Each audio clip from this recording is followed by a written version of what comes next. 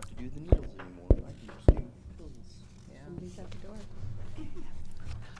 Yeah. Set. I would like to call the work study session of the Hemet City Council to order at 4 p.m. This meeting is live streamed on the city's website, and we will have a roll call. Thank you, Mayor. Get there. Councilmember Clark, Present. Councilmember Lodge, Here. Councilmember Peterson, Here. Mayor Pro Tem Males, Here. Mayor Krupa. I am here. All members are present. Thank you. The public comment rules and rules of decorum. Clerk, would you please read those? Absolutely. At this time, members of the public may only comment on an item appearing on the work study agenda. Please adhere to the following when addressing the council. Comments will be limited to 3 minutes or less. Comments should be directed to the council as a whole and not directed to individual council members. And Mayor, we have no registered speakers. Okay, seeing that, we will move into the work study discussion item and get a staff report on item 5A.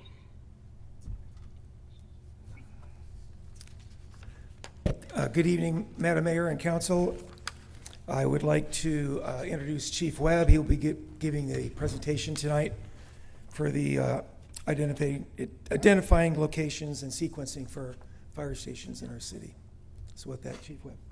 Very good, thank you. Thank you, Chief Phillips. Madam Mayor, City Council, very excited for this opportunity to speak to you about some of the proposed fire station locations. We'll talk a little bit about some data that you've probably already seen before, and my hope is that after tonight, I'll be able to explain a little bit more about what the data is showing us and why it's important and how it pertains to the decision that we're talking about tonight as far as what the future of our fire service deployment looks like. So a little background for the public. On April 23rd, City Council set a priority workshop of 2024, and item number 8 was to identify station locations for potential future fire stations 6, 7, and 8. With that did expand into some additional evaluation or analyzation into our existing fire stations and whether or not they were in the appropriate place to deploy effectively. Some preliminary information was put together and presented to the council selected ad hoc of Mayor Krupa and then council member Carol Kendrick, reviewing some of the findings from the initial analysis. So the map that you see on the left are our response districts. The Hemet Fire Department responds out of 5 fire stations located centrally along the Florida-Stetson corridors. As the city has expanded and developed on the outskirts, the fire stations have remained at the internal portion of the community. The table on the right shows the list of the 5 fire stations, their addresses, and the build dates. And as you can see, Station 1 was built in 1960, Fire Station 2 was built in 1968, Fire Station 3 was built in 1963, Fire Station 4 was built in 2005 as our newest station, and then Fire Station 5 is currently in a mobile home that was dated to 2006. So when we're evaluating the locations and number of fire stations, there are a couple different factors that we're going to use. We're actually going to bring together all of these different factors and see how they impact the overall system. We'll be using response times, obviously the amount, and we'll discuss a little bit more about what comprises the response times and what aspects of it are within our control. We'll talk about call volume. As we know, we've heard several times that Hemet Fire Department's a very busy department, but what exactly does that mean? We'll talk about call concentration, which is where the calls are located geographically throughout the community. We'll talk about concurrent calls. I'll explain what that means. And then we'll talk about some of the potential future growth throughout the community as set by council priority. And then we'll also finally talk about the current Fire Station 5 and the status of that building. So The first factor that we're going to talk about is response times. This is a table that I'm sure that many of you have seen before, but this shows our average response time. But we may not have talked about what comprises response times. So a typical response time is composed of 3 elements. The dispatch time, which is the amount of time that it takes for the caller to call into the dispatch center, for the dispatcher or call taker to receive the information, to process the information, and to actually dispatch the unit. Once our units are toned out, either at the station or in the fire engine, then there's an amount of time that it takes us to get dressed for the particular type of call. Depending on the nature of the call, will determine the type of outfits that we put on, whether it's personal protective equipment for an emergency medical call or if it's for structure fire. And then finally, the travel time. And these 3 elements come together for the total response time. And what you're seeing on the graph below is the equivalent of the total response times. So the dispatch time is something that we have very little control over. Our call takers and dispatchers are working very quickly to get the information processed and pushed out. The turnout time is probably the thing that we have the most control over in the fire department, and we have targets and benchmarks that we require our folks to maintain in order to minimize the turnout time. And then the travel time is largely out of our control. We can certainly determine the routes that we're going to take, but we can't control traffic. We can't control how far away we are from the actual address.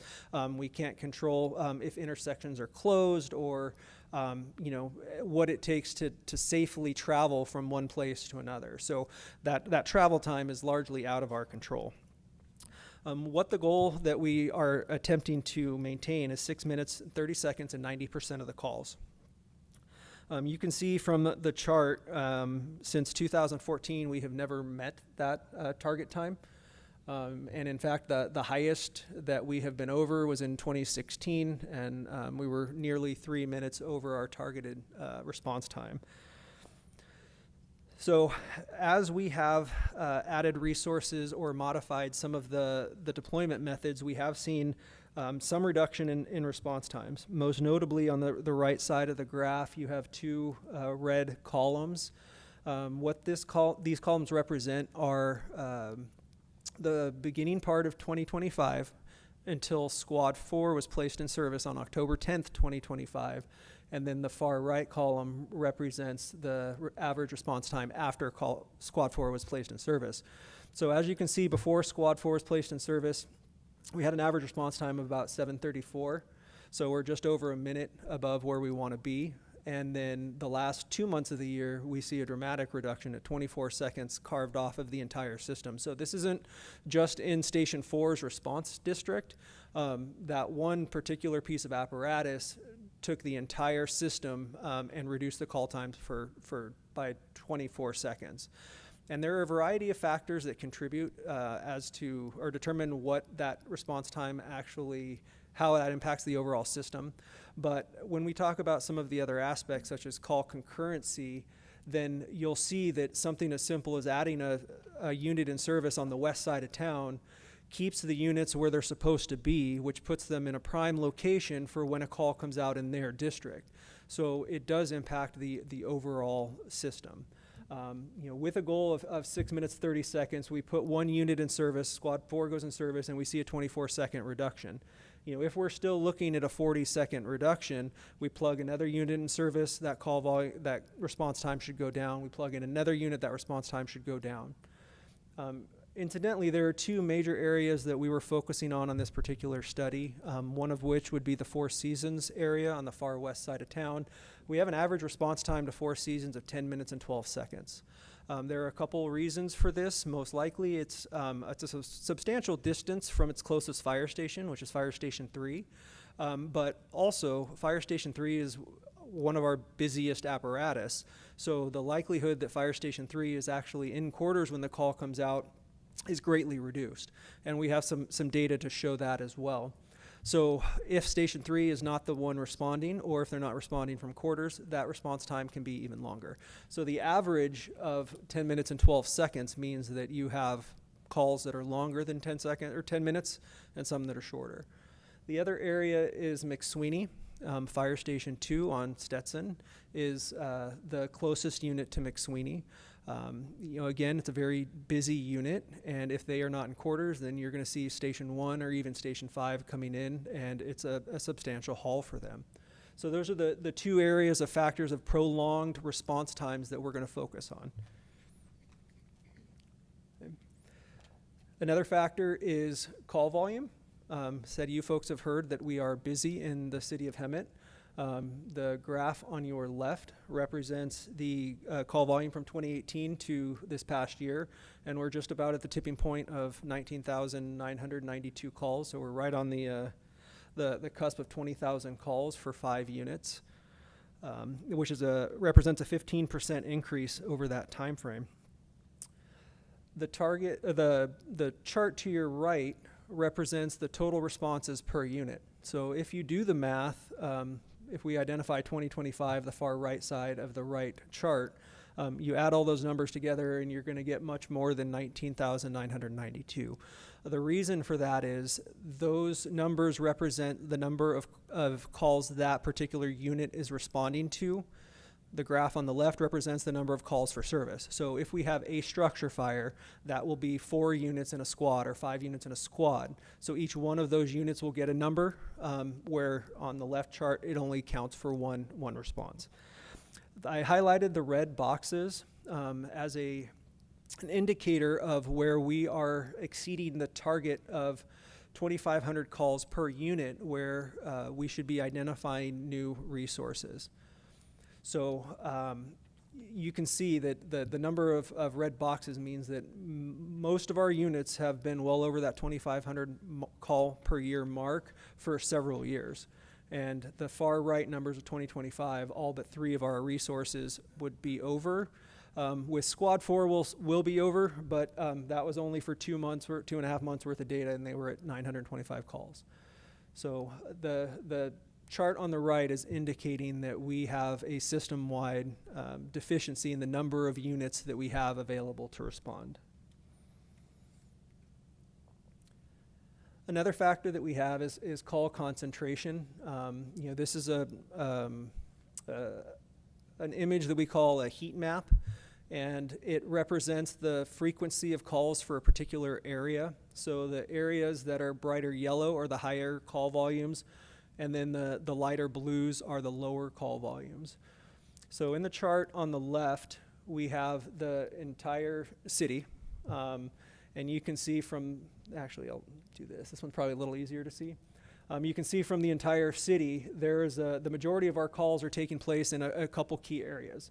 One of which is by Hemet Hospital, where we have convalescent homes, we have skilled nursing facilities, we have people that frequent the hospital, which makes sense. But you'll also see in the center of the city, right on the Lyon-Oakland area of the city, is where the greatest number of calls are taking place. So when we look at trying to capitalize on the efficiency of a fire station and its resources, we're going to try to maximize the impact of that particular resource. If we identify the area of Lyon and Oakland as being an area that we need to focus on, we're going to try to minimize the impact on Fire Station 1 and Fire Station 3. And based off of the call concentration, that's the area that we should be looking at, because that's where our highest call volumes are, and then that will also free up the 2 busiest resources in the community. So this chart's really hard to read, impossible if you don't have it in front of you. So I'll do my best to explain what we're looking at, and I apologize to the public out there trying to read this as well. So what we are seeing here is a graph of call concurrency. And a concurrent call is a call that's taken place, a second call in a district that has already received a call. So we have, Station 3 gets toned out on a call. There's another call that comes out in Station 3's district. The higher number of concurrent calls indicates a greater need for support in that particular jurisdiction. So the chart that I have shown here, and I said I know you can't read the numbers, but I've highlighted 2 sections. The section at the top is Fire District 1, and then below that I've highlighted Fire District 3. And you can just tell without seeing the numbers, the length of those orange bars are indicating there's a significant number of calls that are being dispatched after that initial call in that area. The greater number of the concurrent calls, the greater the need to add additional support there. So some of the highlights, District 1 in 2024, which is where this data comes from, there was 2,049 concurrent calls. And then in District 3, there was almost 3,000 calls. So that means that in those two districts, there were 5,000 calls where the primary resource was already committed. It's a significant number of times where our folks are needing our apparatus, but their apparatus is already tied up. And then I'd also like to highlight another area that we can focus on is what units are responding into it. So if you look at the bottom highlighted section, you can see Engine 4 responded into District 3 1,112 times. And then Engine 1 responded in 680 times. And then Squad 1 responded 798. So a significant number of calls that are concurrent in Station 3's district are looking to be responded to by either Station 1, another very busy district, or from District 4. So this data indicates that we should be looking at providing some relief to District 1 and District 3, which, going back to the previous slide, is where it helps support the justification for the call concentration map. So this is just another factor that is reinforcing we need to get some help to fire District 3 and District 1. Another factor is future growth of the city. As the city council has determined in their general plan, that we have identified areas where we're likely to see enhanced development over the next couple of years. Primarily it's vacant area, but we can see from the chart, based off of the census data, a lot of the development is anticipated along the west side of the city, particularly in the southwest corner. And then we have, some areas off of the Dominigoni State area over by McSweeney that's carved out for anticipated population growth. There is, the census data identifies that the city's population is forecasted to increase 54% through 2040. So the city of Hemet is growing quickly, and as we are advancing our economic development front, we're anticipating more businesses being developed in the areas where the city has identified them to be. So namely that southwest corner and then that McSweeney area. So when we're trying to identify where stations should go, we want to plan for the future to make sure that we're putting them in places that will eventually grow into the fire station if it's not there currently. So this is another part that's going to be extremely difficult to read, and it's, for the folks at home, kind of confusing, so I apologize. But this is a snippet from the general plan, and this is the area over on the southwest part of the city that we have identified as the yellow sections as being low density residential, so single family homes. We also have the dark purple, which is going to be mixed use, and then the lighter purple is going to be for industrial. All of these zoning requirements will lead to additional call volume. So as we put more homes in, we have more people living there, increased call volume. As we add more industry, we have people there during the day working. That increases call volume, and then also the increased chance of industrial accidents. So as the city is developing out that way, we want to start thinking about where we're going to put fire stations as we develop the city. And just so you know that I'm not making all of this up, this is a snippet from the safety element in our adopted general plan, which has also identified some area for proposed fire stations. And you can see by the circles, it is concurrent with the information that we're providing tonight as areas that we should be considering for future fire stations. So the first recommendation that we are making, and these recommendations are not necessarily based on priority, but is just kind of set up how I identified the station. So Station 6 is identified to be placed somewhere in the area of State and Dominigoni. by putting it at this location, it does a handful of things for us. One, a few months ago, I brought you the high fire hazard severity zone maps. McSweeney is identified as a very high fire severity zone. We've also seen the Chambers fire that took place earlier this year, and we've seen countless fires at the 2100 State area up along the hills. So having a fire station there would reduce the call volume to that area, also help to keep those fires smaller. Additionally, this location allows Station 6 to travel westbound on Dominigoni. So, as opposed to a typical highway response, we would have one fire engine going one direction on the freeway, and we would have another going the other direction to make sure that, the caller that's calling it in is actually calling in the right direction. So by doing this, Station 6 would be able to respond westbound on Dominigoni. They would also be able to respond northbound on State. And they would also help to reduce the call volume or the response time to that McSweeney area, as well as to address the future proposed development that's going to be in that area. Currently, we have no property identified in this area. It is there is a city-owned parcel that's over off of Searle and Dominigoni, but that parcel has been evaluated and determined to be extremely rocky, and the cost to mitigate the rocks was significant. So we don't currently have a parcel identified. We do, however, have a fire facilities fund for Fire Station 6, and these were development impact fees contributed by the McSweeney developers to the tune of about $3.7 million. So we actually do have some funding set aside for this particular fire station. The next fire station that we're identifying is Fire Station 7. As we talked about, Station 3, aside from the structural deficiencies that the fire station has, as the city continues to develop to the west along the Four Seasons Florida corridor, Four Seasons and Florida corridor, also the Tres Cerritos area, the current Fire Station 3 is not in an effective location. There needs to be a fire station farther west to account for the development that's going along the west side, to account for the high fire severity zones.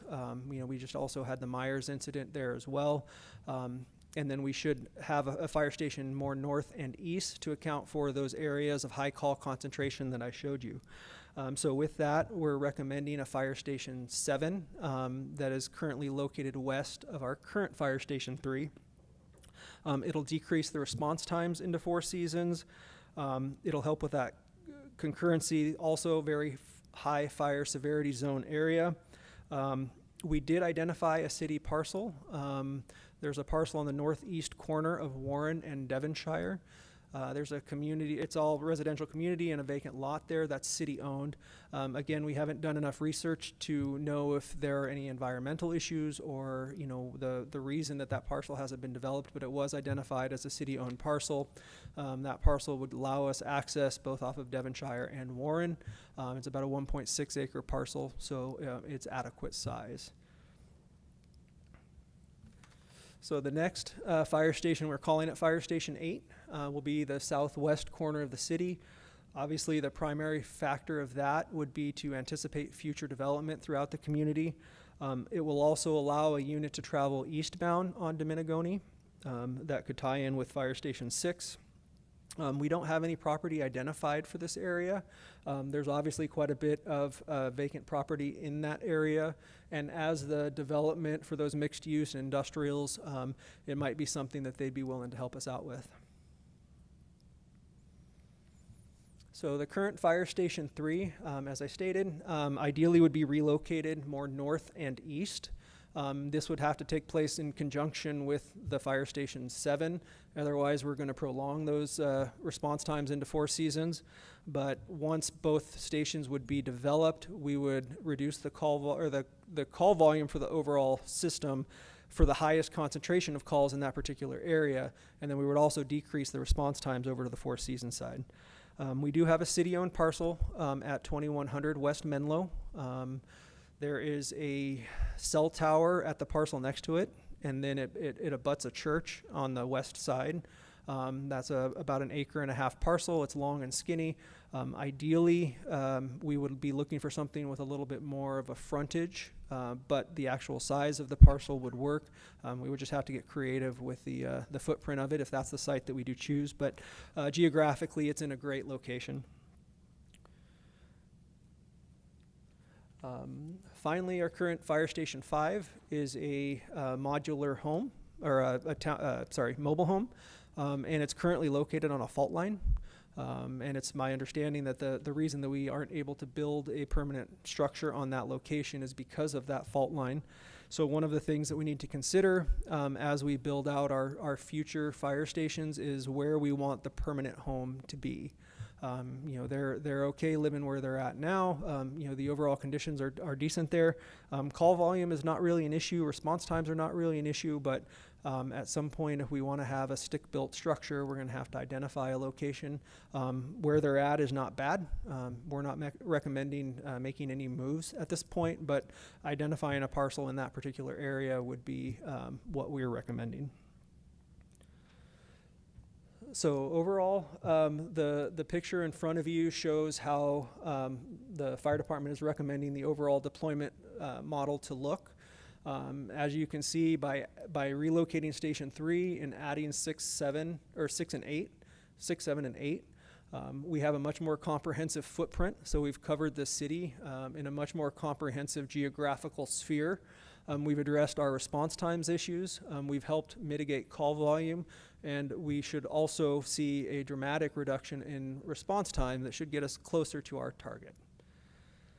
And some considerations for fire stations. Obviously, my recommendation is if this is something that the council is pursuing, that we do a little bit more of a deeper dive into the actual costs. But some preliminary costs that I was able to provide for you is the cost to build a fire station. The current rate is going rate is about $1,600 a square foot. And this was based off of a neighboring jurisdiction that's currently getting ready to build. So I used their numbers as the closest reference point. And this would be about a 2-bay station. So the current Fire Station 3 is a 2-bay station. Current Fire Station 2 is a 2-bay station. Approximately a 10,000-ish square foot station. It was about a $16 million price tag, plus the cost of land procurement, plus utilities. So we're ballparking it at about $20 million a fire station is a very rough estimate. We have some priorities, but I don't want to focus too much and be too dogmatic on this is the sequence in which we need to do this. I think all of these are a priority, and to really identify what the next one is, I think is going to take a little deeper digging, with the exception of it's pretty safe to say that Station 8 is probably the one that can wait if we have to choose, because you know we're going to be anticipating future development. So if there is one to plan down the road, that would be it. The cost to staff a station is approximately $2.5 million per year, and this would be with our current staffing model of 1 captain, 1 engineer, and 1 firefighter on the rig every day, and that would be on 48-hour shifts. So we would need 3 captains, 3 engineers, 3 firefighter paramedics, and the total cost for that is about $2.5 million, based off of today's salary and benefit structure. And then additional fire engines, current cost for those is around $950,000, and then the build time is about 2.5 to 3 years on a good day. So that is the end of my presentation, and I am available for any questions that you may have.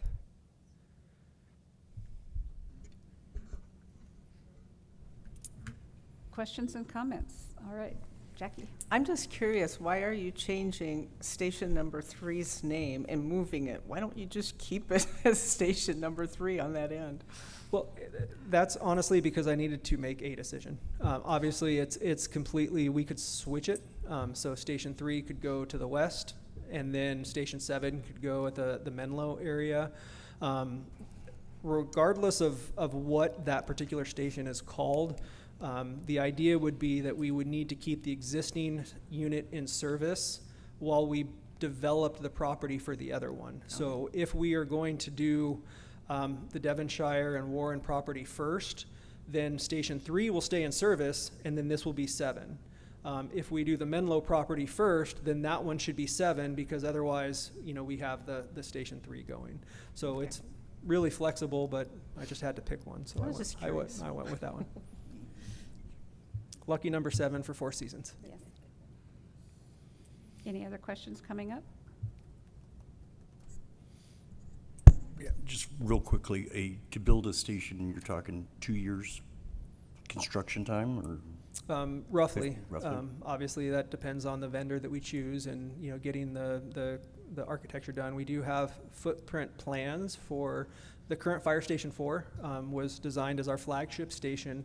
And then we also have a modified version of Fire Station 4, which is a smaller, scaled-down version that would save us some time on the development. But as far as the build time, we're estimating from the time that the first hammer starts swinging, approximately 2.5 years.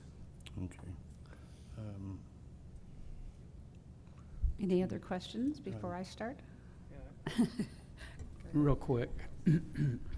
You said the McSweeney CFD is, what, 3.5 mil? 3.7, Or yes, sir. 3.7 mil? So we have something to start with on Fire Station 6 then. Correct. What's the call time again to get to About McSweeney? 7.5 minutes down to McSweeney. Okay. And if you look, going back to, they took my presentation down. But if you look at the call concentration map, you'll see that we don't have a significant call volume in that area. And what district does that fall under? It would be 2. Station 2 currently. So they're coming from Palm and Stetson. So it's a pretty significant haul Right, that's what I'm to thinking. get down there. And as you can see, there's not a lot of development there, so it's not a high call volume. But if you're in McSweeney and you're having a high priority event, obviously you're going to want your folks there as soon as possible. Okay. That's it, that's all I have. Okay. Connie, do you have anything, or? No, nothing in particular. Okay. Just out of curiosity, the Station 6 out, we got 3.7 in the bank for that. And we have nothing in the bank for anything else. Correct. Is that correct? Where are those developer fees? Okay, so at 20,000 to build a Million. 20 20 million. million to build a 2 base station. Mhm. Might as well throw in another $1 million to have the other bay for the squad. I like the idea. Don't like the money. But Our the Burn JAG grant, is that used for, I think it's Burn grant, JAG grant, it's a federal grant. Are you able to build with that, or is that just for hiring? Are you referring to the SAFER grant? Not the SAFER, I think there's a Burn JAG grant. That's a federal grant. I'm not familiar with that one. No, Okay. I apologize. Okay, and the SAFER but- grant. but SAFER I- grant's only for hiring though, right? Correct. It's only Okay. for hiring additional staffing, and in the event that the council were to implement these stations, then that certainly would be a very valid application for another SAFER grant, Right. because we need to have added capacity to our current system. So if we were to add another engine company, then it would be very ripe for the SAFER grant application. Are there grants that you know of out there that will build a fire station that could help build? I'm not familiar with any grants. Certainly, we can do some research with the Townsend Group, the city hired grant writing firm. There are opportunities with shovel-ready projects, so that was one of the reasons the city manager wanted us to have plans for the expansion of Fire Station 2. If we have these shovel-ready projects, then we can submit them to the state for budget appropriations or even federal earmarks. It is a project that does get funded sometimes through or at least partially funded through the appropriations process or the federal earmarks process. But I'm not aware of any grants particularly that fund fire station construction. Okay, thank you. Okay, I have a couple questions. You had mentioned that when you hit a certain call volume, that should require additional apparatus and firefighters. Can you do that by just adding another another engine and whatever it is, 9 firefighters that were at the same station to lower the call volume? Yes, Or not the call, absolutely. the response time? Yes, that will impact the call volume. And that's exactly what we did with Squad 4. When we put Squad 4 in service, about a third of its calls come from Fire Station 3's district, and a third of the calls come from Fire Station 2's district. So it is providing relief in both of those. Where the fire station locations come into play particularly have to do with future development and the response times. So we can put a squad at Station 4 and it does travel a little faster than a fire engine, but its ability to get to Four Seasons is still a significant response time. So by moving the fire station to a location where it's more prime for the area that we're anticipating the calls to come in, we can reduce the call volume, we can reduce the response times, and then it allows for additional capacity throughout the whole system. Okay. But to answer your question, yes, if we added a squad to Fire Station 2, we would see a significant reduction in the call volumes for Fire Station 2, which would also address response times because of the concurrency factor. The squad goes out on a call and the engine from Station 2 responds on the next call instead of Station 4 or Station 1 coming down. So do we know when a concurrent, how do I phrase this? The percentage of time on concurrent calls, are they medical for the first call and fire for the second call, or so that's when you have to call in another unit? I mean, just the coordination of the effort. If squads, I'm sure, are going out more frequently than the engines, but that backup of the engine is extremely important. So I guess what I'm saying, are they all going on majority of medical calls? They are. So, correct, yeah, I didn't do the research to find out what the call type of the concurrent call is, but just based on numbers, the 20,000 number that we're ballparking, about 14,000 of those are medical aids. So just on that fact alone, it's highly likely that both the first and the concurrent call are medical aids. Just a kind of question that is on this, it relates. Have we reduced the number of what we used to call frequent flyers on the medical calls? I mean, we were getting calls that was, I need this because I need transportation. Mm-hmm. And that sounds really bad, but it was happening. Yeah, the short answer is no. Unfortunately, that concept is not. It's a really nuanced Yeah. issue. I mean, you have people that use our system regularly. Sometimes they need it. Sometimes they don't. But the system is designed in a way to be there when everybody calls. Right. So there are measures that we can do as far as advertising, marketing, PR stuff to try to educate the folks on what would be considered an appropriate use of the system. But unfortunately, those don't have a tremendous amount of impact. If the folks need us, they call us and we show up. Now, where we can address that is potentially some of like skilled nursing facilities, nursing homes. We can do a little education piece there. We can work with AMR on that, and we have done that. But overall, the call volume continues to go up, and as we see an increase in population, that trend is not anticipated to slow anytime soon. Okay. On the graph that you had with the high concurrency indicates the needs, and you've got all the stations and then all of the engines who responded. Mhm. Can you explain on, because I look at that and I got confused. So in Station 1, there's a short graph for Engine 1, but longer for Engine 2, 3, 4, and 5, or not 4, yeah, if it's all of them. So where is Engine 1 when these others are responding to their on concurrent calls? So, great question, actually. So the reason that you would show Engine 1 as the shorter call is because Engine 1 is probably the primary call. And the chart that you're seeing are the concurrent calls. So you would expect to see in Station 1's district a shorter bar for Engine 1 and Squad 1, and then everything that's coming in would be the longer bar. So the reason that Engine 1 has a short bar is because they would only be identified if they are the unit responding to the concurrent call. So if we had 2 or 3 additional engines at Station 1, that would help on time frame and the reliance on the other stations. It would, yes. Anybody got about $4 million? We can.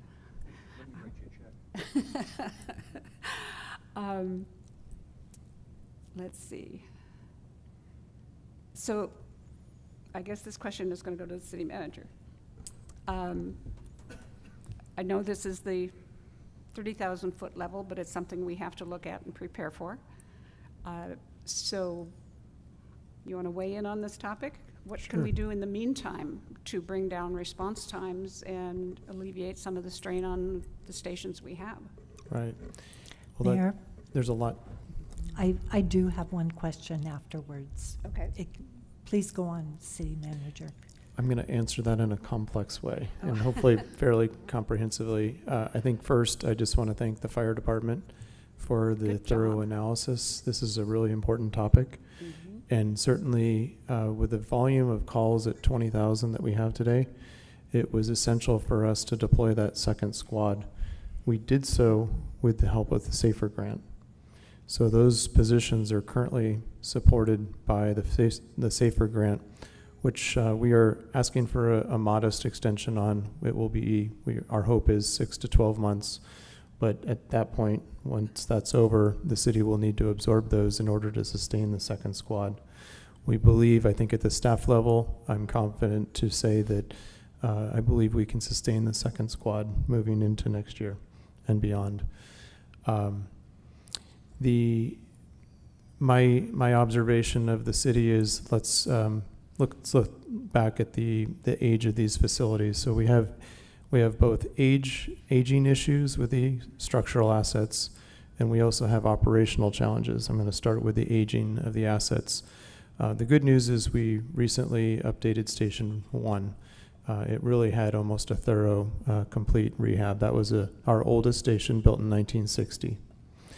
Unfortunately, Stations 2 and 3, built in the 60s, they've been living longer than I have. They've become very tired. If the community walked through these buildings, they would be surprised at the condition of the asset. They need to be replaced and or substantially modified and upgraded. So in the case of Station 2, this is a station that was built in 1968, I believe.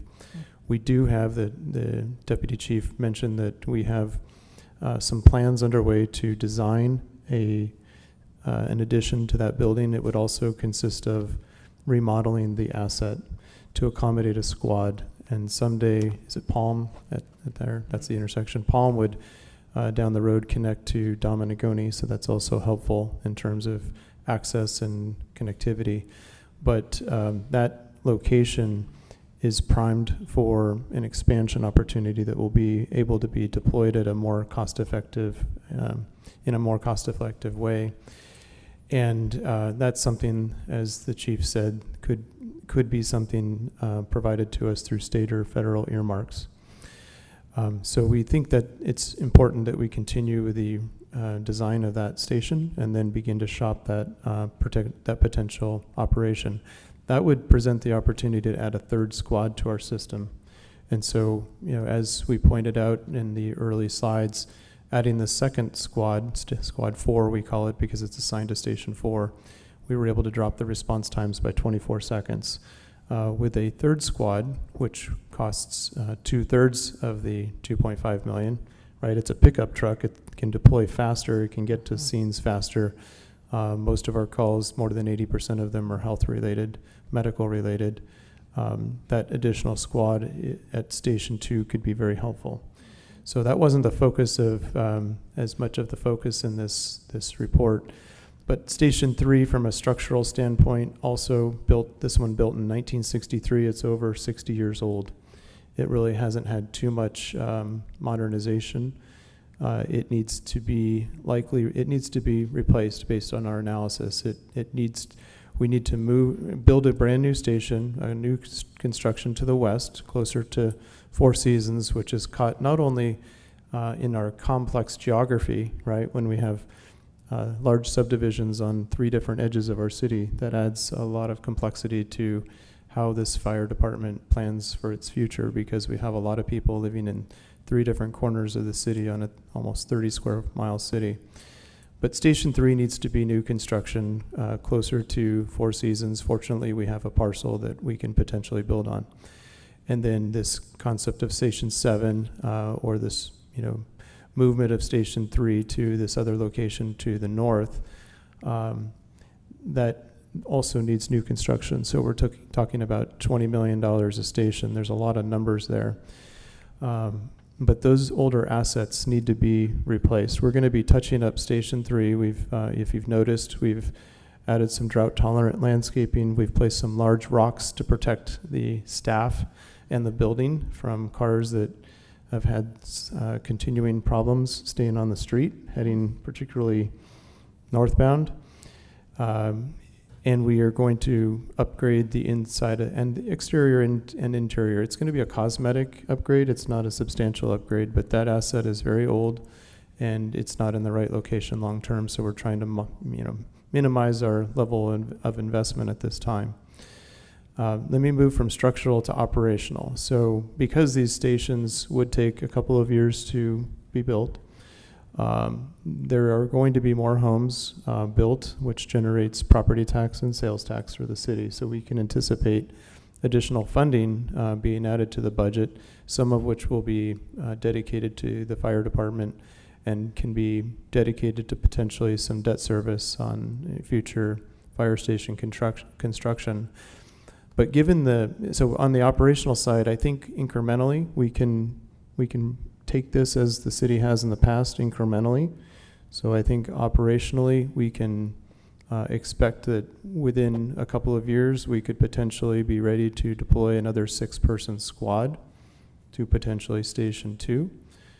If not one entire engine battery assigned to a conceptual Station 6. Right, a brand new station in addition to the rehab of 2 of our existing buildings or replacement of 2 of our existing buildings.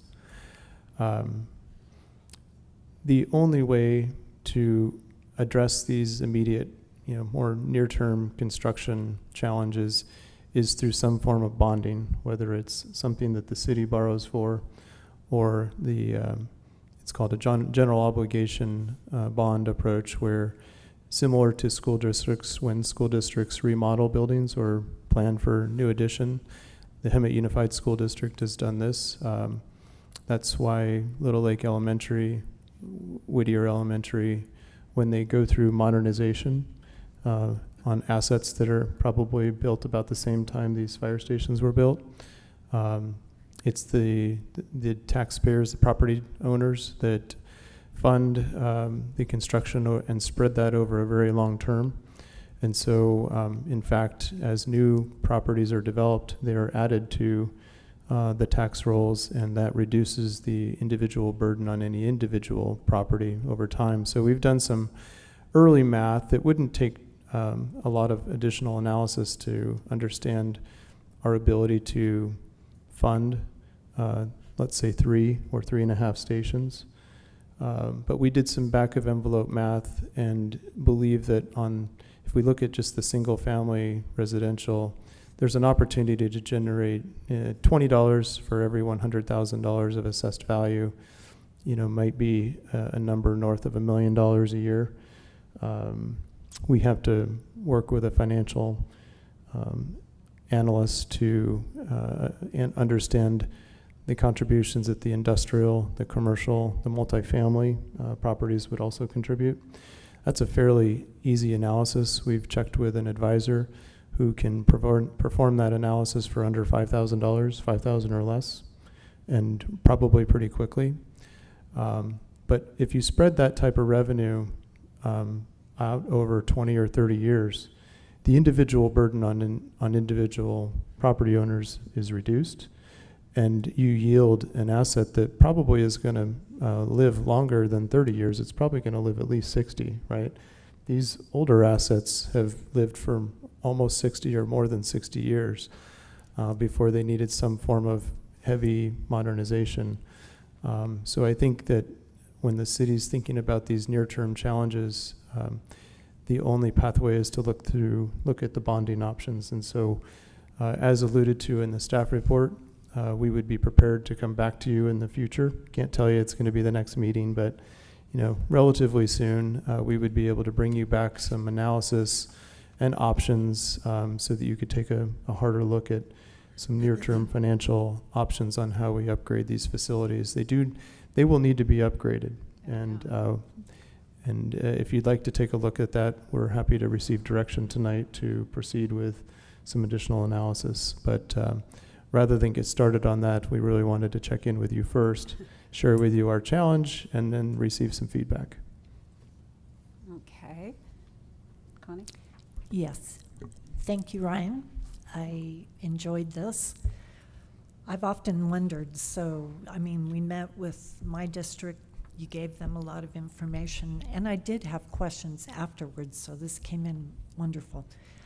First of all, does the city, and I'm glad Monique is here, I hate to put you on the spot, but are we collecting from our developers, the potential developers, their fair share of bringing population into these areas?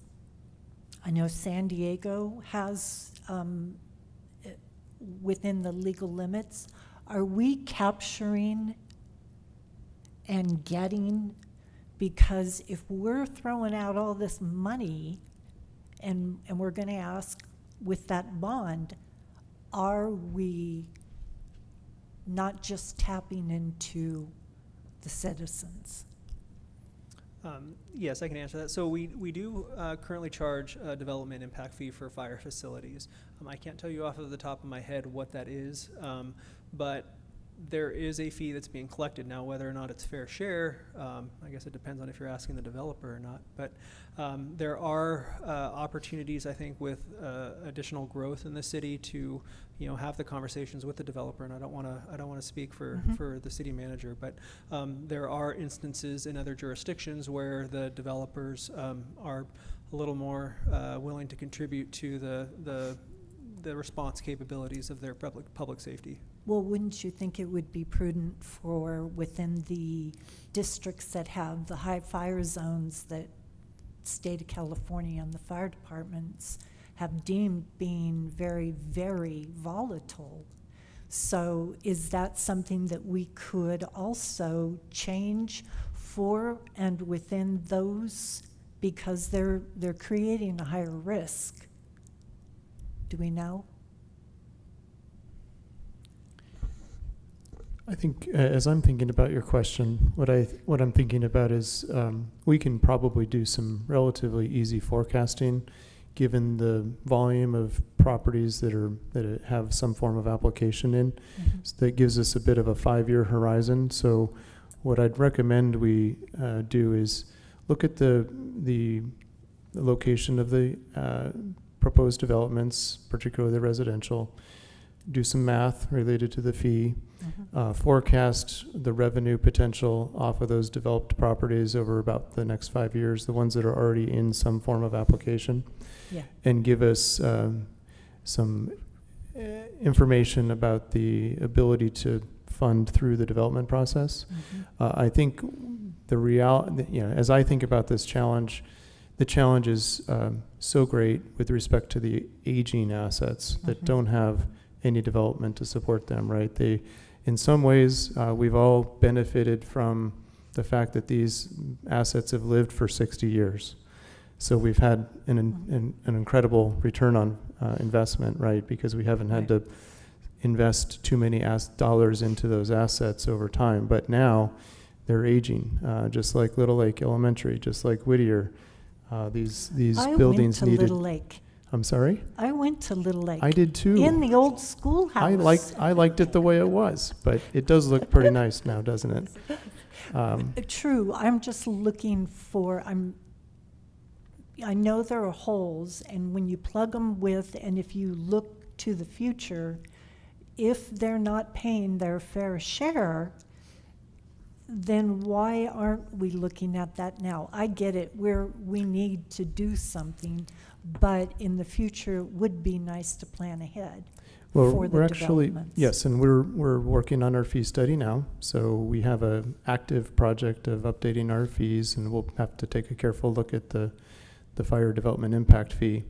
But I think part of, the good news here is we're taking a look ahead, right? We're thinking Mhm. about where do we need to be in 5 or 10 years. And we really do, given the call volume, we absolutely need to be thinking about continuing to add engine companies and Mhm. future stations, right? That's definitely a need that's happening now. As I like to, this is good translation. Ryan speaks the language. I'm going to try to translate because I think that this makes sense made sense for me. But I had a fire chief in the past that said, 1,000 calls for service, that's 3 calls per day. That's a pretty nice station to work in. 2,000 is about average. When you get to 3,000 calls per station, you better be planning for your next station. When you hit 4,000, you better be building your next station. Well, 3 out of our 5, right? 3 out of 5 or 4 out of 5? 3 out of 5 today are north of 4,000. 3 of them, right? 60% of our stations are at the point where we should be building another station. So it's important that we have this conversation. And I think we have 2 challenges. One, operationally, we need to continue to build new stations and provide potentially some additional assets like squads to existing stations. And then secondly, we need to take care of the assets that are aging. Those buildings that are at 60, both of them will be 60 years old minimum before, this is Station 2. And Station 3 needs to be rebuilt given its location, but Station 2 can be modernized. But those assets need to be invested in. And when we invest in public infrastructure, that tends to also incentivize the private sector to invest as well. So just as the school district has invested in theirs, it's time for the city to invest in these fire stations. So I have a couple more questions, and then Go ahead. anybody else has, No, go has ahead. questions. The 3.5 million that is in the fire fund, is that from diff fees and CFDs? What's comprised? I don't know all of the nuances, but my understanding is that there was a large chunk of that was donated by the developers in. Okay, we have Tiffany Oh, here, perfect. the money lady. She's my The savior. money lady. Yeah. Good evening. Yes, they are all from DIF funds. They are That from is in there. DIFs And it from- was a large collection just specifically for McSweeney. So it is reserved and earmarked for McSweeney Fire Station.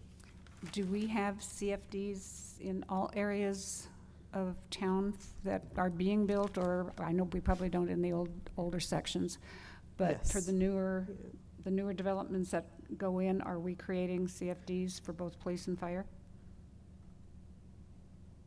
We See, you have guys no- didn't know you yeah. were gonna contribute Yeah. to this, did you? You could just yell from over there. And we are also, with our fee study, we're also going through a full DIF study that is ongoing right now that is going to look at all of our DIF fees that are collected at new developments. So that is getting updated as well. So that will hopefully increase the revenue that we do see from those new developments. Okay. Okay, Noah, you're up. Yes, the CFD 2005 is for the public safety. All new large developments are annexing into that. It's a citywide CFD that each new development annexes into and is assessed as the homes are finalized. Okay, that just triggered another question, and then that question, it just flew away. Somebody say something, and maybe I can think of what I was gonna say. Oh, go ahead. I'm sure. How much of this is coming from the new developers on, not private homes, but like the warehouse that's going in over on, across from the mall, or any of those other ones? But what kind of percentage do we get from a building, a retail building compared to a residential? Yeah, that would have to be analyzed. Well, Yeah, I just know. thought I you'd don't have know that that off the top of your my head. head. I had that much faith in you. Okay. Got another question? Okay. Just out of curiosity, how many squads do we have? Or do we have one at each station now, at each fire station? I just want clarification on We that. have 2 squads, one at Fire Station 1 and one at Fire Station 4. One at 1 and one at 4. And that's it? That's it. Oh, we should have them at each fire station. You got it. I think that's what you were talking about earlier. Yep. And the reason That I helps. asked is because I have a neighbor that has a senior parent that lives with them. Twice this week already, or was it last week, they had to call the fire to help them pick him up because he fell on the floor. The third time, I was out in the front yard and I got the call to come and help them. And it was hard trying to, dead weight, trying to pick somebody up that's just can't help get up on its own. Do you guys use any type of harness or anything that helps you pick up people that are? We do have a carry-all. It's like a canvas, like think of like a canvas tarp kind of thing that we can put them on, and we can use that to like wrap around them and lift them up. But oftentimes it just takes us picking them up because of the Right. situation and the position that they're in. A lot of times it's just one person that comes up underneath the back of them in their arms. There was 3 of us, and it was hard because he was a bigger Yeah. gentleman. The thing is, I rode with you guys about 2 years ago. We had the same situation at one of the HOAs, and we had to go and help a gentleman. He was really pretty big, and get back on the bed. And someone had a strap. They used like a harness that wrapped around him, and then we were able to lift him up that way. As you don't have anything have- standard that. They have those, a lot of times the hospitals or the skilled nursing facilities will have those, but that tarp that I was describing can be folded in Yeah. a manner that we use it similarly. Okay. I'm just asking because I might need one in the near future, and I don't want to. Okay, I remembered what my question was. In this planning that we've done so far, are we taking into consideration the overlay of new streets and roads through the new developments and how that might impact how we transverse communities, and also with the Highway 79 realignment, how that's going to cut through our city? That has not been a factor in the analysis this far. I think we need to do that, because future streets and roads are, if we can make them wide enough so that there's an emergency lane on some of these new developments to go through, I think we definitely need to think about that, because getting there is the biggest problem we have right now.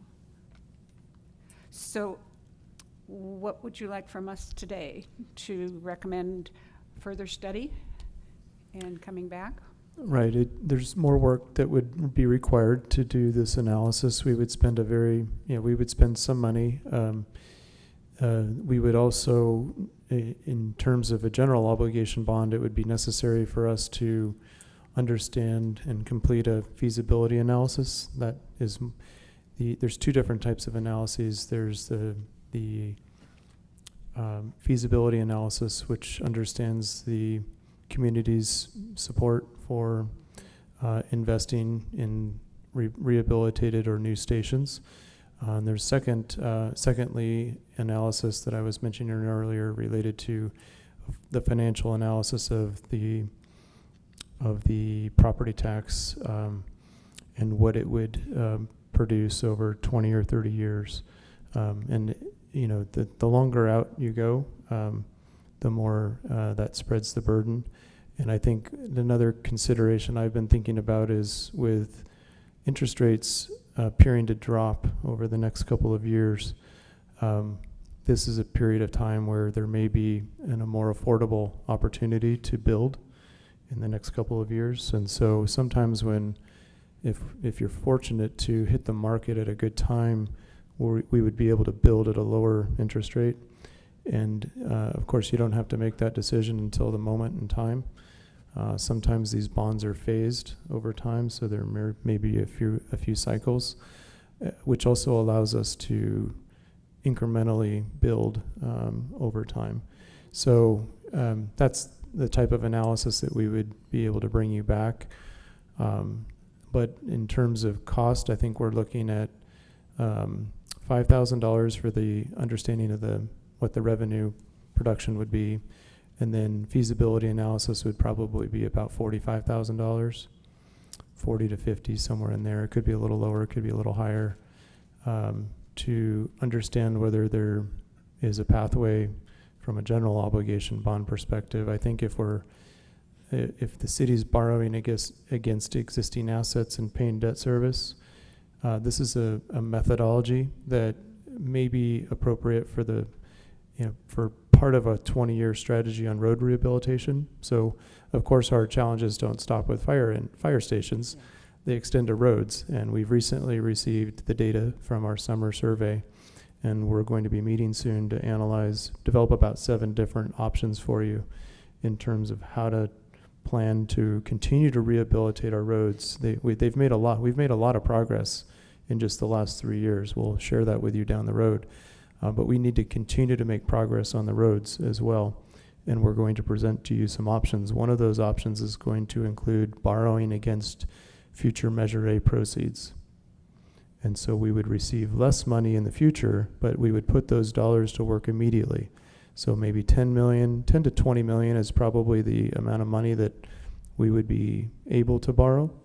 And still, and that's where we have to refine the analysis. It's probably a minimum of 10 that's needed, probably not more than 20, if it's a hybrid approach to funding the streets. So I think the borrowing against the assets is probably better for the roads.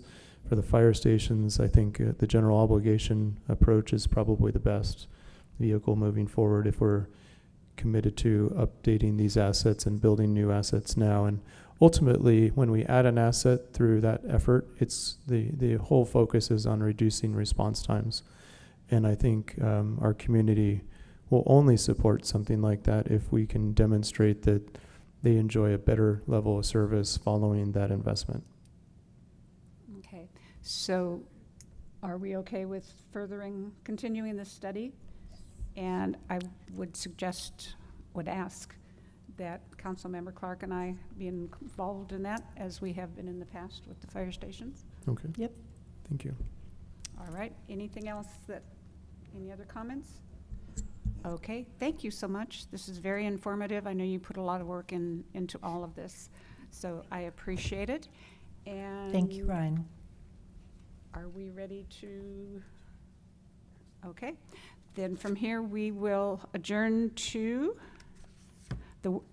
we will adjourn this work study session and proceed to the closed session meeting now.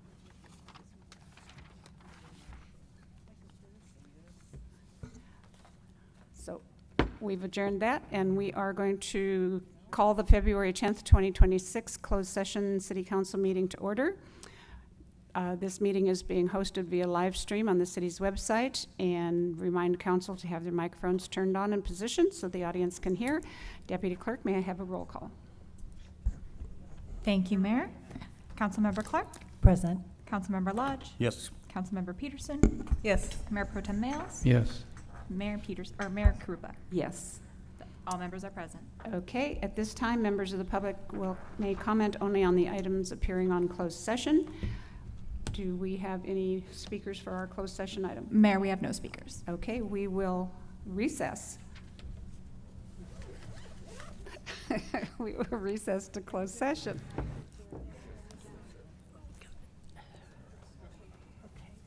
She got you, or you want me to? Oh.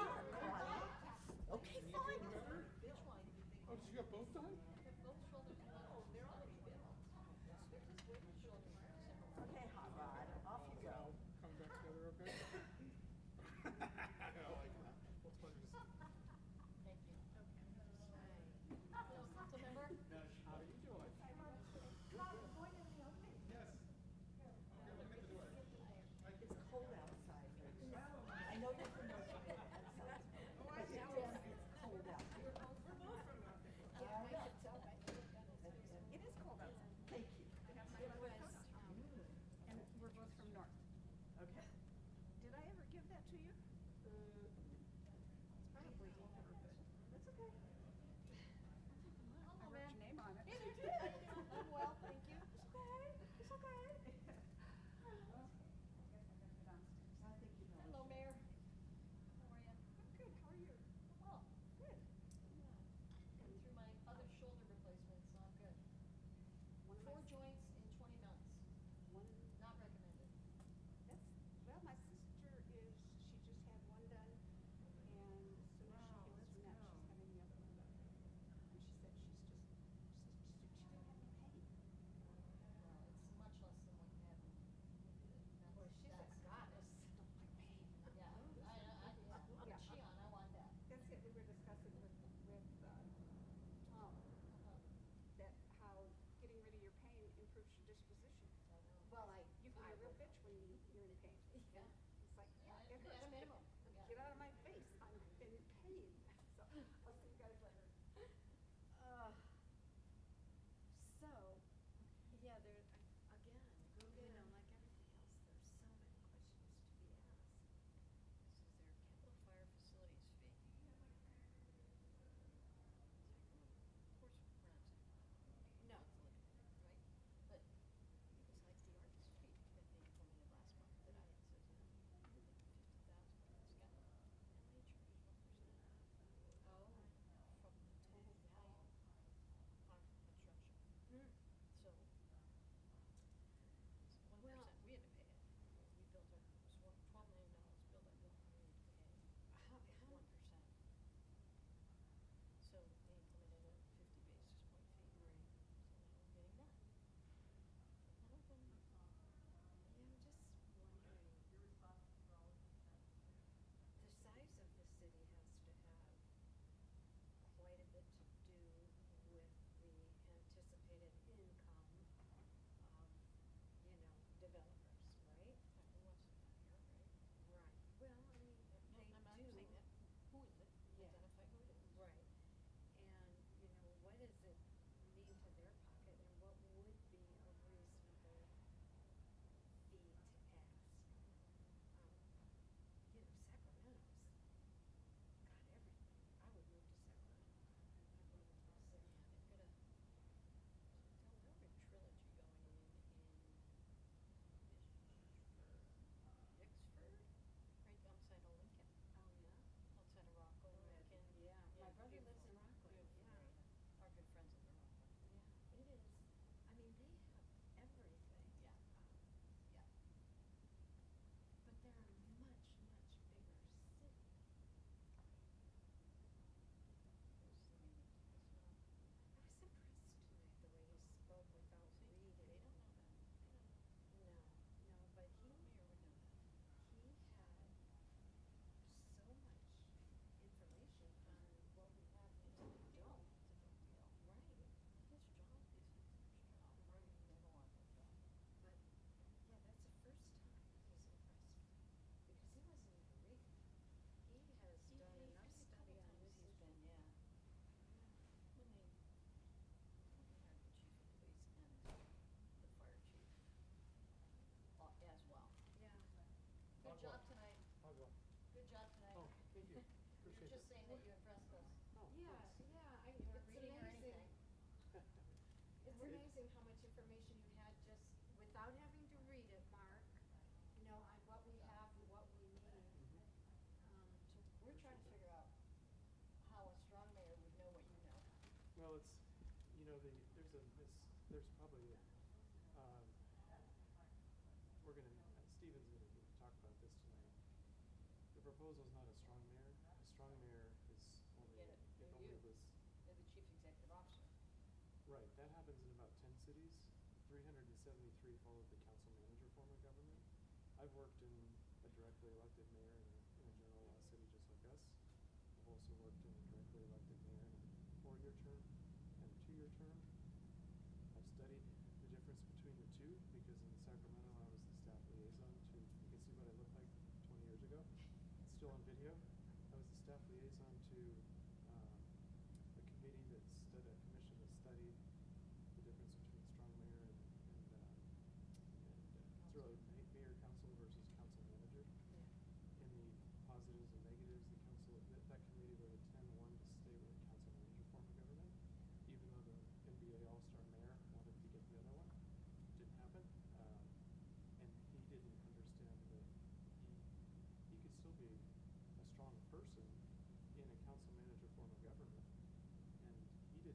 votes to actually move his agenda because 5 people disagreed with it.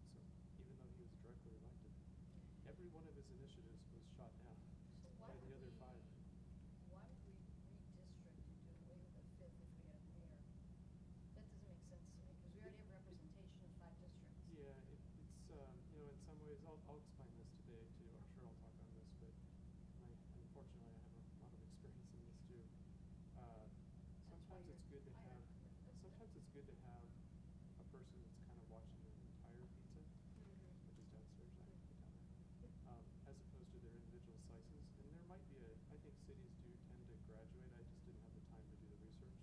But I think if we looked at general law cities and 90,000 and larger, Right. we'd probably finally graduate from a rotating mayor to a directly elected mayor. And then districts are new because that got introduced about 10 years ago through litigation. Yeah. And we all moved to that to avoid litigation. And so city council members have a temptation to only look at their individual slice as opposed to the whole. We talk about that.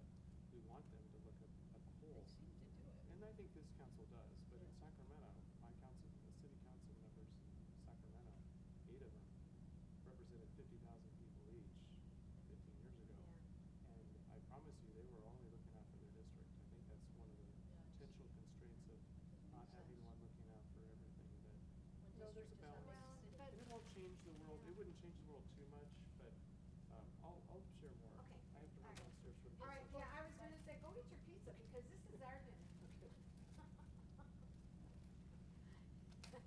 Cashews, my dear.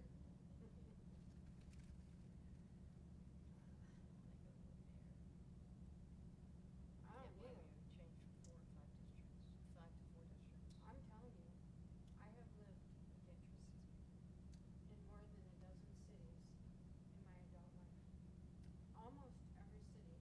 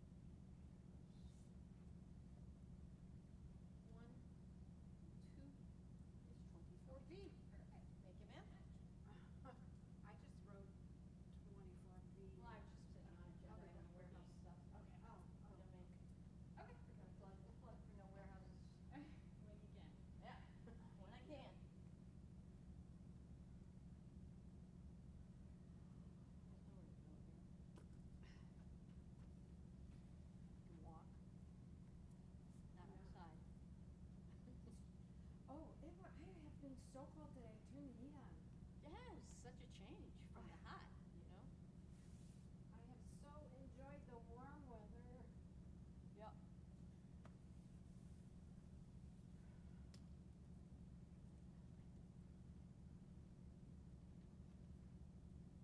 The library's probably closed, huh? Close at 5, Right? yeah. I was going to say I'll go walk around, collect yet another library card that I won't use.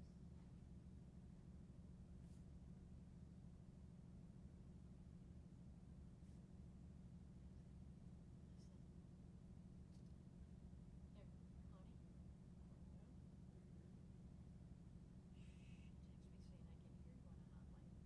Heard you and Mark too. Oh my gosh. That mic's on.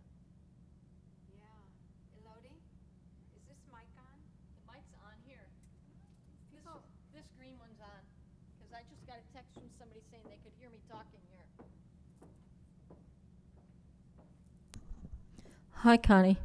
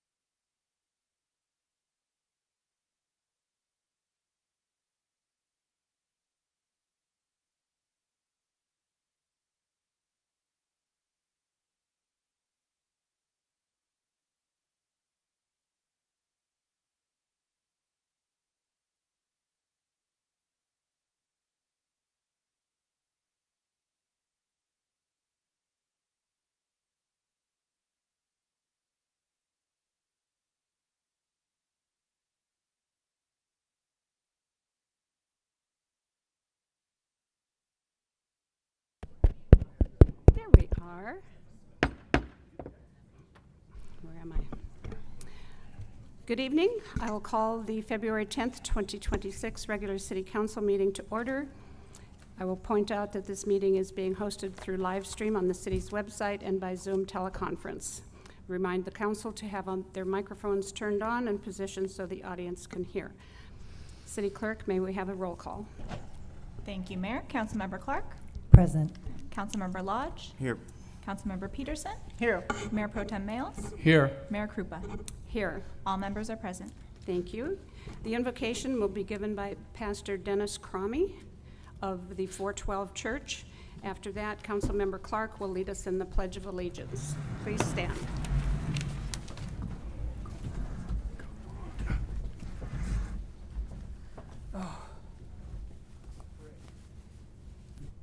Lord, I ask for your presence here tonight and your help as each leader listens and considers important matters to the citizens of this city. I ask that you give insight, vision, and wisdom. Grant to each leader courage to plan and prepare for the benefit of the few and the many. We acknowledge your providence in matters of the city of Hemet and welcome all the opportunities for growth and change before this council here tonight. We also ask for your continued provision and protection for our first responders and the medical team serving the community faithfully. Bless the effort and results of each decision made here tonight, Lord, and it is in your mighty name we pray. Amen. Amen.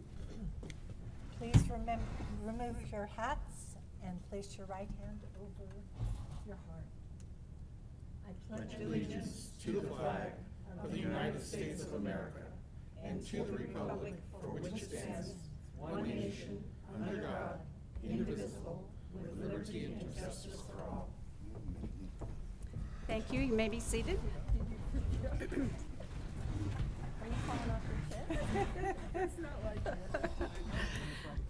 Okay. We'll have some decorum up here. Okay. Now we will move on to the city attorney's report from closed session. Thank you, Mayor. I'd like to take this opportunity to report out action on potential litigation regarding the Newland Simpson Warehouse project.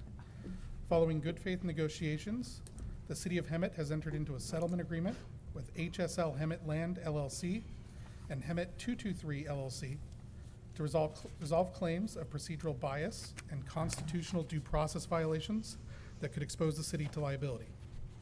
The settlement is designed to resolve allegations that the City Council's previous denial of the project was tainted by the participation of biased decision makers. Rather than engaging in a prolonged and costly legal battle that could expose the city to significant monetary damages, the city has agreed to a procedural reset. The key terms of the settlement include a new public hearing. The city will schedule a fresh public hearing for the project that is currently anticipated at the regular meeting of March 10th, 2026. The voluntary recusal of council members Lodge and Clark.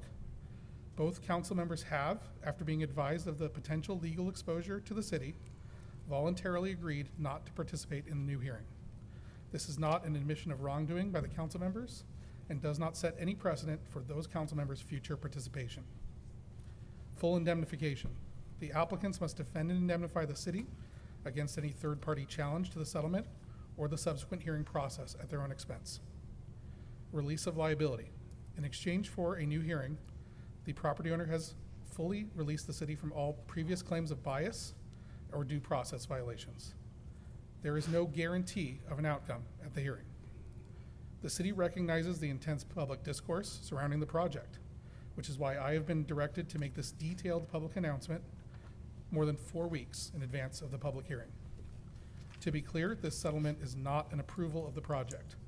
Instead, it is a strategic decision by the city to protect taxpayer money by avoiding a high-stakes civil rights lawsuit that could drain the city's general fund, and it ensures legal finality. By holding a new hearing with a clean procedural record, the city ensures that its final decision, whether it be to approve or deny the project, is legally defensible, evidence-based, and made now, not years in the future following at the end of a lawsuit. The city remains committed to a transparent process where all residents can voice their concerns or support for the project. Public notice will be provided for the upcoming hearing, and it will occur at a regular city council meeting. Thank you, thank you, Mayor. Thank you very much. We will move on to the presentation.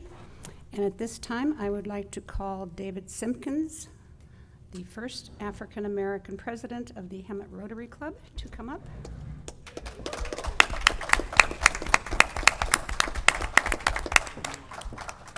Right there.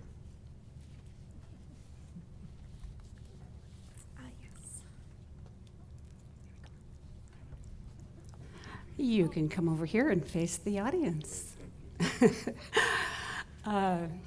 This is the City of Hemet, California proclamation for National Black History Month. Whereas during Black History Month, we celebrate the many achievements and contributions made by African Americans to our economic, cultural, spiritual, and political development. Black History Month grew out of the establishment in 1926 of Negro History Week by Carter G. Woodson and the Association for the Study of African American Life and History. The observance of Black History Month allows us an opportunity to recognize the heroes of African American history, such as Martin Luther King, Rosa Parks, Harriet Tubman, and many, many more. Whereas Black History Month provides a time for all Americans to remember the struggles of African Americans for freedom and equal opportunity. And whereas the City of Hemet City Council celebrates the accomplishments of African Americans past, present, and future. Now therefore, I, Linda Krupa, Mayor of the City of Hemet, along with the entire Hemet City Council, do hereby proclaim the month of February 2026 as National Black History Month and encourage all residents to join in celebrating the diversity and character of our community and to continue to work towards the ideals of equality, freedom, and opportunity that our country represents. Presented this day, February 10, 2026. There you go, and it's inside. I'll take the paper off the back. And now, Mr. Simpkins, would you like to say a few words? Okay. Well, thank you so much to the board. Thank you very much, and Linda. Thank you so much. This is a great honor, actually. I'm very, very humble, really, because this is my first foray into Rotary. I've been with Rotary now for 4 years, president 25, 26. And I feel it's a blessing, actually, to be able to serve the community. That's what I came here for.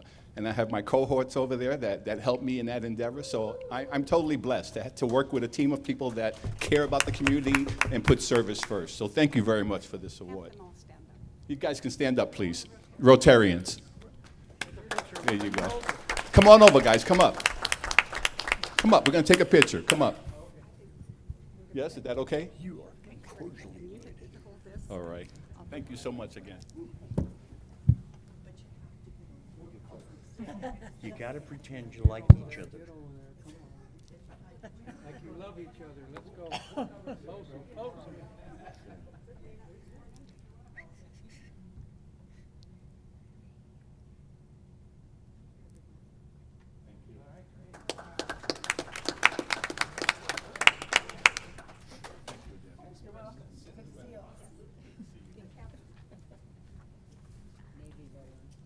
Oh, had to be, no. I don't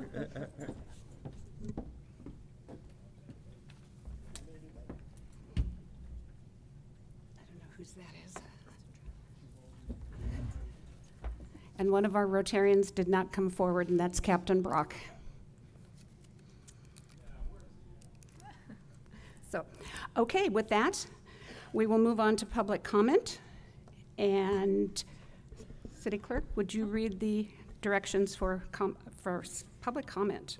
Thank you, Mayor. There is a 3-minute per person time limit for all general public comments on non-public hearing items. All who wish to speak, including council members and staff, need to be recognized by the mayor before speaking. Please state your name and the item you are commenting on before speaking. We will take public comment for our items not listed on the agenda first. And Do we have speakers for non-agenda items? We do. Our first speaker is Perry Highstand. Perry? Is it Perry? You have 3 minutes. Is the green light on the base of their, Oh, I don't think so. the green light? There it is. Whoa, Okay. there it is. You Sorry got about it. that. Thank you again, Mayor, Pro Tem, Council. Again, 2 weeks ago, I spoke to you. I'm Perry Heastan. I'm representing the shuffleboard, Hemet Community Shuffleboard teams. I'm currently the president of the 4 teams. I spoke to you a couple of weeks ago about my personal experience and what I've had and my encouragement for you not to close down our shuffleboard. But I get to kind of forget a couple things. We kind of been signing a little petition, and I've been going around to the valley, some mostly Hemet residents, but some San Jacinto. And if they haven't heard of the West End Park rehab, it's exposing to them. So we try and direct them to your website so they can vote on their opinion. But we have a few petitions. I've like over 80 more signatures to hopefully convince the council not to close our shuffleboard. Thank you for your time. Thank you, and you can give the signatures to the city clerk. Thank you. Next speaker. Thank you. And our next speaker is going to be Roy Michael Fales. You have 3 minutes.